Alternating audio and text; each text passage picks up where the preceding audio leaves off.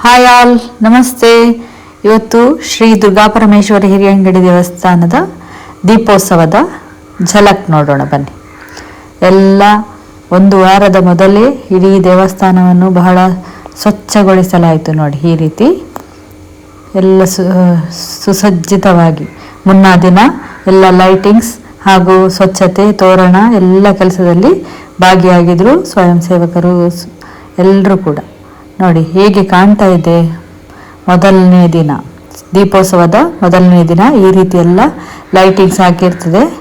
ಬಹಳ ಸುಂದರ ಕಾಣ್ತದೆ ನೋಡಿ. ಎಲ್ಲ ಸ್ವಯಂ ಸೇವಕರು ಶ್ರದ್ಧೆಯಿಂದ ಕೆಲಸವನ್ನು ಮಾಡ್ತಾ ಇದ್ದಾರೆ ನೋಡಿ.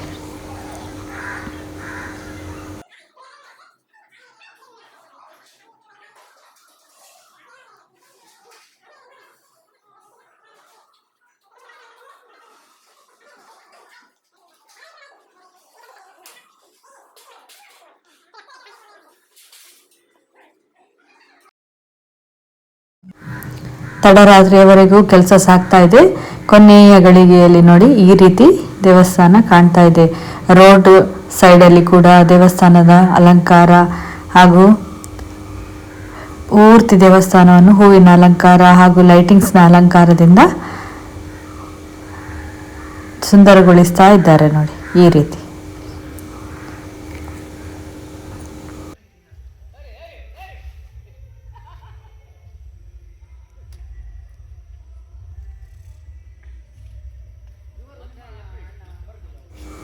ನಾನು ಕೂಡ ಇವತ್ತು ಮುಂಜಾನೆ ಬೇಗನೆ ದೇವಸ್ಥಾನಕ್ಕೆ ತೆರಳಲಿಕ್ಕೆ ತಯಾರಾದೆ.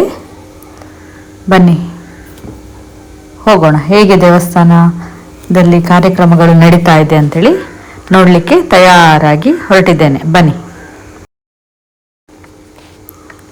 ನೋಡಿ, ದೇವಸ್ಥಾನದಲ್ಲಿ ಎಲ್ಲ ಹೋಮ ಹವನಗಳಿಗೆಲ್ಲ ತಯಾರಾಗಿದೆ. ಹಾಗೆ ಮುಕ್ತೇಶ್ವರರು ಎಲ್ಲರ ಸಮ್ಮುಖದಲ್ಲಿ ದೇವರಿಗೆ ಫಲಪುಷ್ಪಗಳ ಸಮರ್ಪಣೆ ಮಾಡಿ ಸಂಕಲ್ಪವನ್ನು ಮಾಡ್ತಾ ಇದ್ದಾರೆ ನೋಡಿ. ಈ ರೀತಿ ಸಂಕಲ್ಪ ನಡೀತದೆ. ಹಾಗೆ ದೇವರಿಗೆ ಒಂದು ಪ್ರದಕ್ಷಿಣೆ ಬಂದು ಆ ಫಲಪುಷ್ಪಗಳನ್ನೆಲ್ಲವನ್ನು ದೇವರ ಮುಂಭಾಗದಲ್ಲಿ ಇಡ್ತಾರೆ ನೋಡಿ. ಈ ರೀತಿಯಾಗಿ ಕಾರ್ಯಕ್ರಮಗಳು ಆರಂಭಗೊಳ್ಳುತ್ತದೆ. ಆಮೇಲೆ ಮುಹೂರ್ತ ನಡೀತದೆ ನೋಡಿ. ಇಲ್ಲಿ ಈ ರೀತಿಯಾಗಿ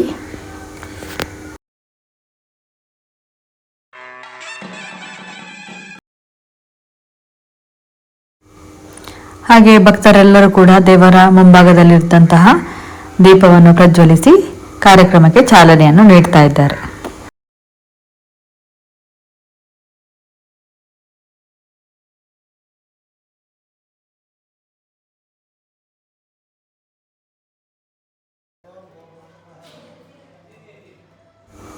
ದೇವಸ್ಥಾನದ ಒಳ ಆವರಣದಲ್ಲಿ ದೇವರು ಹೇಗೆ ಕಾಣ್ತಾ ಇದ್ದಾರೆ ತೋರಿಸ್ತೇನೆ ನೋಡಿ. ಇಲ್ಲಿ ದೇವರು ನಿರಾಭರಣಳಾಗಿ ಈ ರೀತಿ ಕಾಣ್ತಾ ಇದ್ದಾಳೆ. ಇನ್ನು ದೇವರ ಎಲ್ಲ ಅಲಂಕಾರಗಳು ನಡೀಲಿಕ್ಕಿದೆ. ನವಕ ಪ್ರಧಾನ ಕಲಶ ನಡೀಲಿಕ್ಕಿದೆ. ಎಲ್ಲ ಕಾರ್ಯಕ್ರಮಗಳು ಬಹಳ ಸುಂದರವಾಗಿ ಅಚ್ಚುಕಟ್ಟಾಗಿ ನಡೀಲಿಕ್ಕಿದೆ. ಒಂದೊಂದಾಗಿ ನೋಡ್ತಾ ಬರೋಣ ಬನ್ನಿ. ತುಳಸಿ ದೀಪವನ್ನು ಕೂಡ ಹಚ್ಚಿ ಚಾಲನೆಯನ್ನು ನೀಡ್ತಾ ಇದ್ದಾರೆ.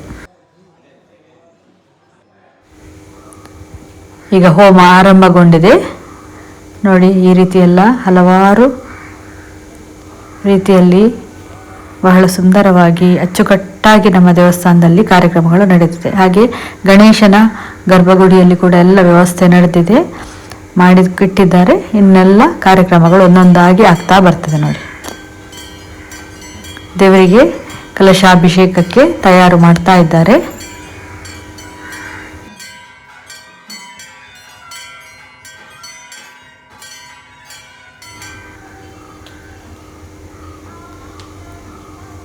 ಒಂಬತ್ತು ಕಲಶಗಳನ್ನು ಇಲ್ಲಿಟ್ಟು ಪೂಜೆ ಮಾಡ್ತಾರೆ. ಹೋಮ ನಡೀತದೆ ನೋಡಿ. ಹೋಮ ಆದ ನಂತರದಲ್ಲಿ ಇಟ್ಟಂತಹ 9 ಕಲಶವನ್ನು ಒಂದೊಂದಾಗಿ ತೆಗೆದುಕೊಂಡು ಹೋಗಿ ದೇವರಿಗೆ ಸಮರ್ಪಣೆ ಮಾಡ್ತಾರೆ, ಅಭಿಷೇಕ ಮಾಡ್ತಾರೆ.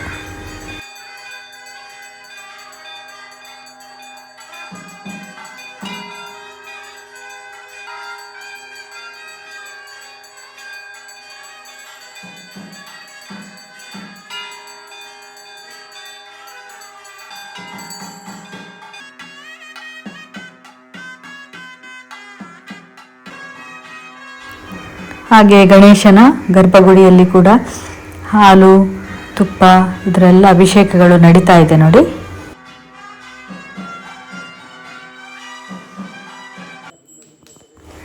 ಈಗಾಗಲೇ ಹೋಮ ಮುಕ್ತಾಯದ ಹಂತಕ್ಕೆ ಬಂದಿದೆ. ತಂತ್ರಿಗಳು ಪ್ರಾರ್ಥನೆಯನ್ನು ಮಾಡ್ತಾ ಇದ್ದಾರೆ ನೋಡಿ.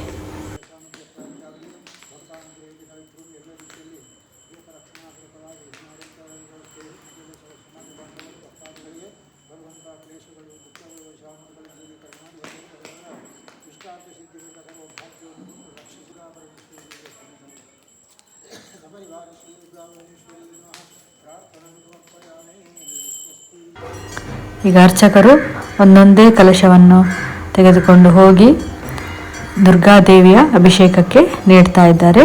ಈ ರೀತಿ ಅಭಿಷೇಕ ನಡೀತದೆ ನೋಡಿ. 9 ಕಲಶಗಳ ಅಭಿಷೇಕ.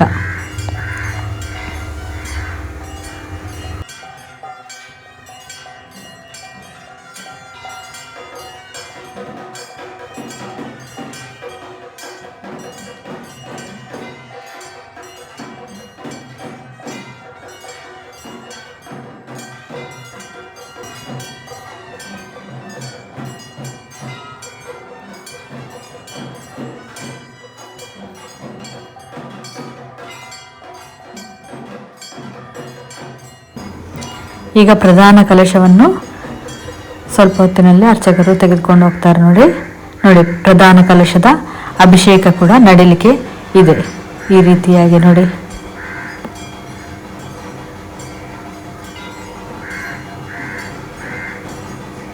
ಬಹಳ ಸುಂದರವಾದ ದೃಶ್ಯ ಇದು.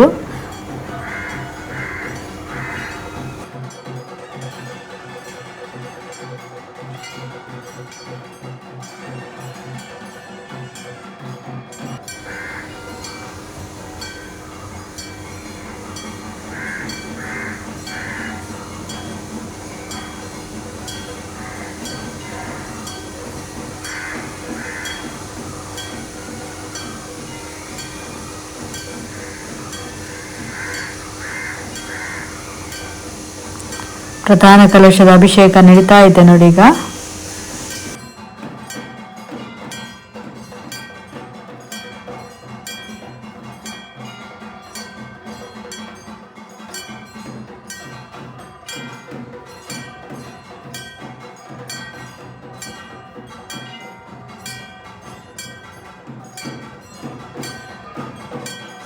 ನಾವೆಲ್ಲರೂ ಕೂಡ ಇದನ್ನು ನೋಡಿಕೊಂಡು ಕಣ್ಣು ತುಂಬಿಕೊಳ್ಳೋಣ ಬನ್ನಿ.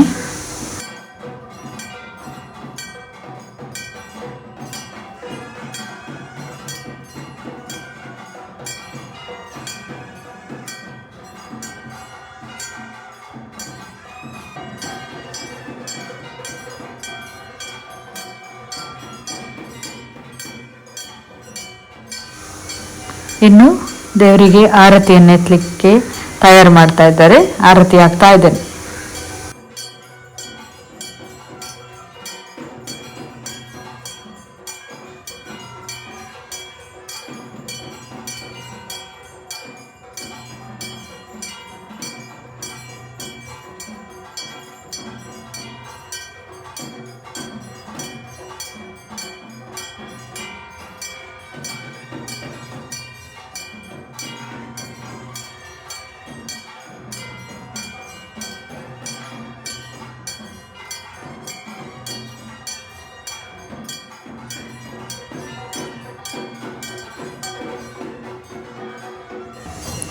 ಹಾಗೆ ಇನ್ನು ಗಣೇಶ ವಿಗ್ರಹಕ್ಕೆ ಕೂಡ ಆರತಿಯನ್ನು ಎತ್ತಲಿಕ್ಕಿದೆ ನೋಡಿ ಈ ರೀತಿಯಾಗಿ.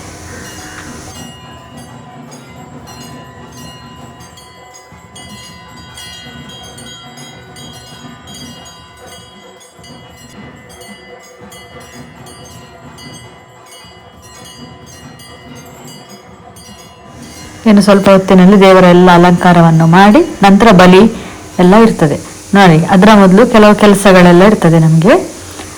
ದೇವಸ್ಥಾನದಲ್ಲಿ ಕೆಲವು ಸೇವೆಯಾಗಿ ನೀಡಿರ್ತಕ್ಕಂತಹ ಸೀರೆಯನ್ನೆಲ್ಲ ನಾವು ರೆಡಿ ಮಾಡಿ ಅದಕ್ಕೆ ಒಂದು ಅಂದಾಜು ಬೆಲೆಯನ್ನು ನಮೂದಿಸಿ ಎಲ್ಲ ಮಾಡಲಿಕ್ಕಾಗ್ತದೆ. ಅದನ್ನೆಲ್ಲ ತಯಾರು ಮಾಡ್ತಾ ಇದ್ದೇವೆ.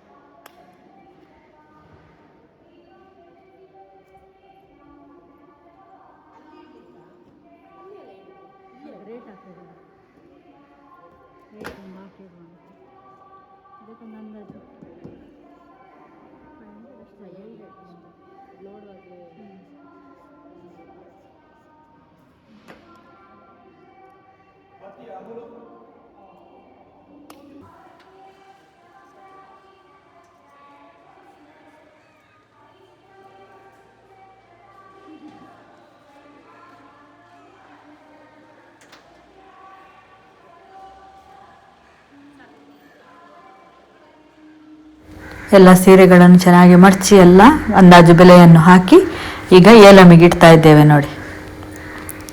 ಈ ರೀತಿಯಾಗಿ ಏಲಮ್ಮಿಗೆ ತಯಾರು ಮಾಡ್ತಾ ಇದ್ದೇವೆ. ದೇವರಿಗೆ ಉಡಿಸಿದಂತಹ ಅರ್ಪಿಸಿದಂತಹ ಸೀರೆ ಹಾಗೂ ರವಕೆ ಗಣ ಒಬ್ಬೊಬ್ಬರೇ ಬಂದು ಸೀರೆಯನ್ನು ನೋಡಿ ತಮಗೆ ತಮ್ಮ ಮನೆಯವರಿಗೆಲ್ಲ ಪರ್ಚೇಸ್ ಮಾಡ್ತಾ ಇದ್ದಾರೆ ನೋಡಿ.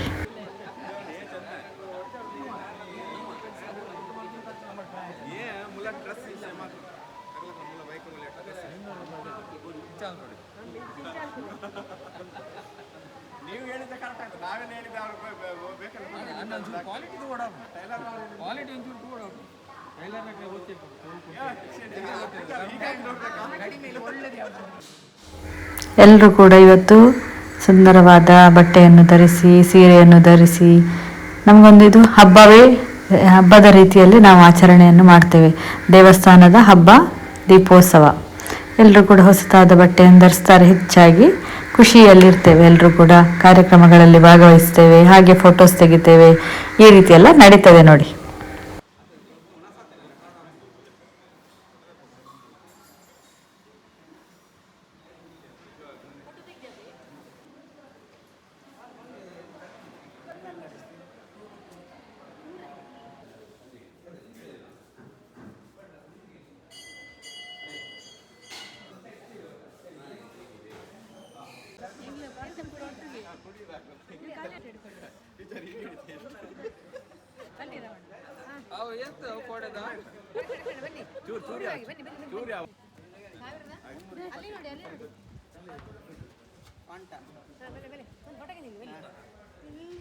ಕುಡಿಯೋದ ಮತ್ತೆ ಮತ್ತೆ ಮಾಲಿದ್ರೆ ಕುಡಿದು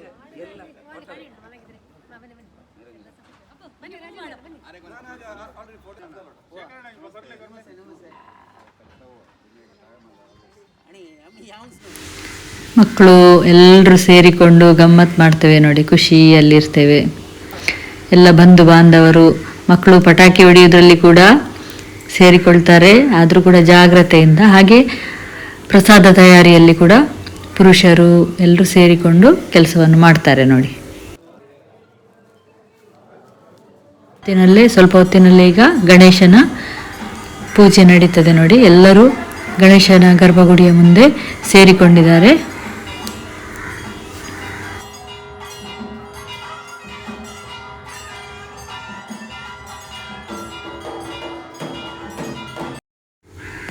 ಈಗ ದುರ್ಗಾಮಾತೆ ಎಲ್ಲ ಚಿನ್ನದ ಕವಚ ಆಭರಣ ಎಲ್ಲವನ್ನು ಹಾಕಿ ತಯಾರುಗೊಳಿಸಿ ದೇವಿಯ ಆರತಿ ನಡೀತಾ ಇದೆ ನೋಡಿ. ಬಹಳ ಸುಂದರವಾದ ದೃಶ್ಯ. ಎಲ್ಲ ಭಕ್ತರು ಹೆಚ್ಚಿನ ಸಂಖ್ಯೆಯಲ್ಲಿ ಸೇರಿಕೊಂಡಿದ್ದಾರೆ. ನಮ್ಮ ಸಮಾಜದ ಬಂಧುಗಳು ಹಾಗೂ ಎಲ್ಲ ಸಮಾಜದವರು ಕೂಡ ಸೇರಿಕೊಳ್ತಾರೆ ಈ ಕಾರ್ಯಕ್ರಮದಲ್ಲಿ. ಎಷ್ಟು ಸಂಖ್ಯೆಯಲ್ಲಿ ಜನ ಬಂದಿದ್ದಾರೆ ಅಂತೇಳಿ ತಾವು ನೋಡ್ಕೊಳ್ಬೋದು ನೋಡಿ.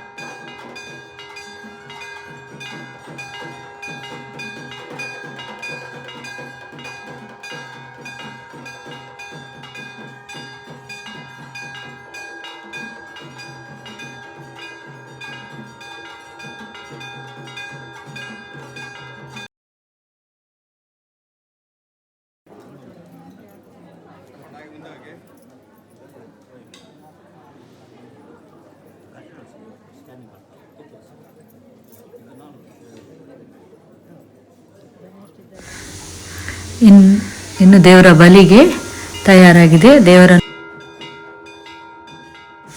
ಬಲಿಮೂರ್ತಿಯನ್ನು, ದುರ್ಗಾದೇವಿಯ ಬಲಿಮೂರ್ತಿಯನ್ನು ತಲೆಯ ಮೇಲೆ ಹೊತ್ತು ನೋಡಿ ಬಲಿ ಮಾಡ್ತಾರೆ. ಈಗ ಬಹಳ ಸುಂದರವಾದ ದೃಶ್ಯ ಇದು. ದೇವರನ್ನು ಬಹಳ ಹತ್ತಿರದಿಂದ ನೋಡುವಂತಹ ಅವಕಾಶ ನಮಗೆಲ್ಲರಿಗೆ. ನೋಡಿ ಯಾವ ರೀತಿ ದೇವರು ಹೂವಿನ ಅಲಂಕಾರದಿಂದ ಅಲಂಕೃತಳಾಗಿದ್ದಾಳೆ. ಅವರನ್ನು ಹೊತ್ತುಕೊಂಡು ಹೋಗುವ ರೀತಿ ನೋಡಿ ಈ ರೀತಿಯಾಗಿ ಸಾಕ್ತದೆ.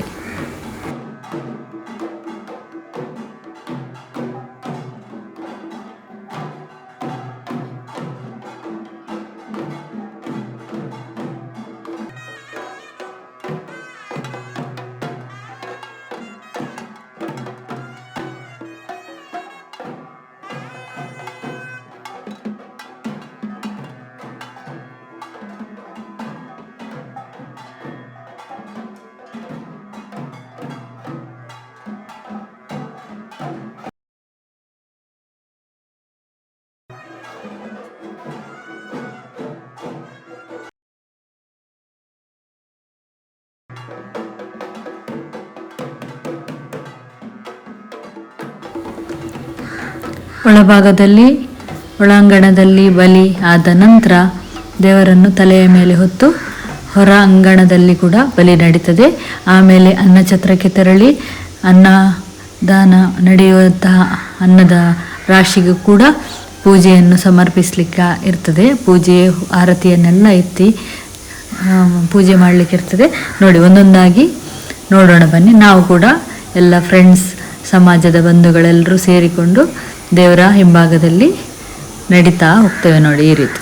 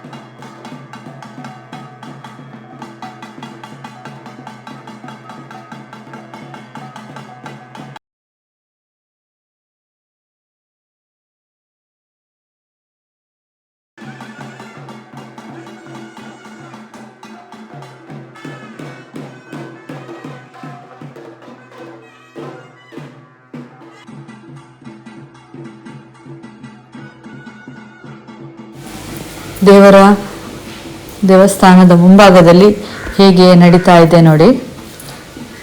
ಬಲಿಯ ಸೇವೆ, ಸಹಸ್ರಾರು ಸಂಖ್ಯೆಯಲ್ಲಿ ಜನ ಸೇರ್ಕೊಂಡಿರ್ತಾರೆ. ಆಮೇಲೆ ದೇವಳದ ಒಳಗೆ ಬಂದು ಅಲ್ಲಿ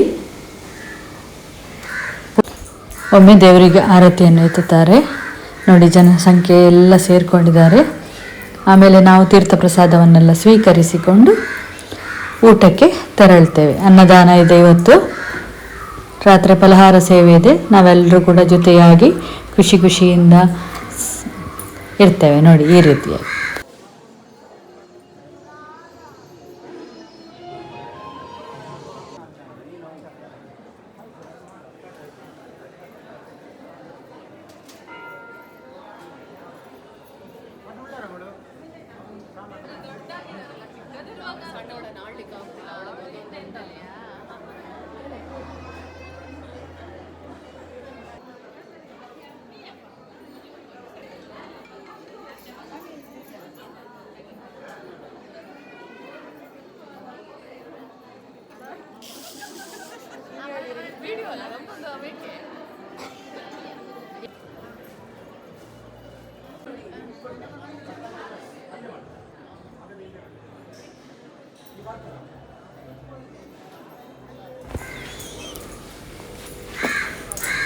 ಹಾಗೆ ನಮ್ಮ ದೇವಸ್ಥಾನದ ಒಬ್ಬರು ಮುಕ್ತೇಶ್ವರರ ಇವತ್ತು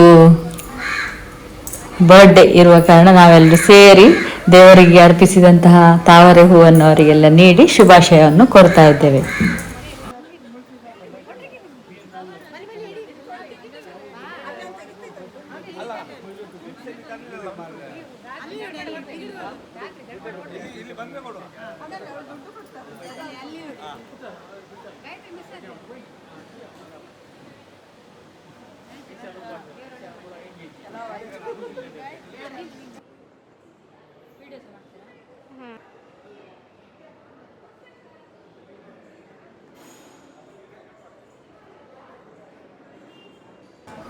ಅನ್ನ ಸಂತರ್ಪಣಾ ಕಾರ್ಯ ಕೂಡ ನೆರವೇರ್ತಾ ಇದೆ ನೋಡಿ. ಎಲ್ಲ ಸ್ವಯಂ ಸೇವಕರು, ಸಮಾಜದ ಬಂಧುಗಳೆಲ್ಲರೂ ಸೇರಿಕೊಂಡು ಊಟ ಬಡಿಸುವಂತಹ ಕಾರ್ಯದಲ್ಲಿ ತೊಡಗಿರ್ತಾರೆ. ಎಲ್ಲ ಬಂಧುಗಳು ಊಟ ಮಾಡಿ ತೆರಳ್ತಾರೆ ನೋಡಿ. ಆಮೇಲೆ ಸಂಜೆ ಕೂಡ ಕಾರ್ಯಕ್ರಮಗಳಿದೆ, ಬಲಿ ಸೇವೆ ಎಲ್ಲ ಇದೆ. ಆನೆಕೆರೆವರೆಗೆ ದೇವರನ್ನು ತಲೆಯ ಮೇಲೆ ಹೊತ್ತು ಹಾಗೆ ಪಲ್ಲಕ್ಕಿಯಲ್ಲಿ ಹೊತ್ತು ಸೇವೆ ನಡೀಲಿಕ್ಕಿದೆ. ಅದನ್ನು ಇನ್ನೊಂದು ವಿಡಿಯೋದಲ್ಲಿ ತೋರಿಸ್ತೇನೆ ನೋಡಿ. ದೇವರು ಯಾವ ರೀತಿ ಕಾಣ್ತಾ ಇದ್ದಾರೆ ನೋಡಿ ಇಂದಿನ ದಿನದ ಕೊನೆಯ ಭಾಗದಲ್ಲಿ.